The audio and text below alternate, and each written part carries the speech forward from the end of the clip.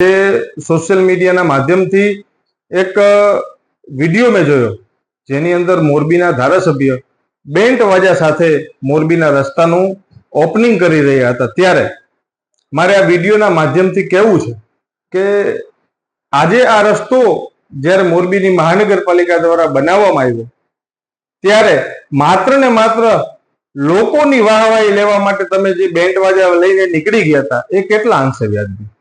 મોરબીની જનતા પૂછે કે મોરબીના ગટરના પ્રશ્નો ક્યારે સોલ્વ થશે? મોરબીની જનતા તમને પૂછે કે મોરબીના રસ્તાઓ ક્યારે સારા થશે?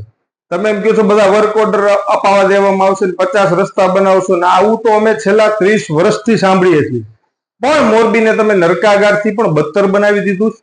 મોરબીની અંદર ખુલ્લેઆમ રખડતા પશુઓનો ત્રાસ છે। આ વિડીયોના માધ્યમથી કહેવું છે કે મોરબીની નગરપાલિકામાં જે ભ્રષ્ટાચારો અને જે કૌભાંડો થયા છે એ કૌભાંડમાં ક્યાંક ને ક્યાંક તમે પણ મોરબીની મહાનગરપાલિકાને લેખિતમાં આપેલું છે કે મોરબીની અંદર નંદીઘરની અંદર સૌથી મોટું કૌભાંડ થયું છે ને તેની તપાસ કરવી જોઈએ, તો એ તપાસ હજી સુધી કેમ નથી થઈ? આ બધા જ પ્રશ્નો ક્યાંક ને ક્યાંક એવું સૂચવે છે કે તમે જે 30 વર્ષથી ધારાસભ્ય છો માત્ર ને માત્ર લોકોની વાહવાહી મેળવવા માટેના કાર્યક્રમો અને પ્રોગ્રામો યોજો છો, ત્યારે મોરબીની જનતા હવે જાગી ગઈ છે।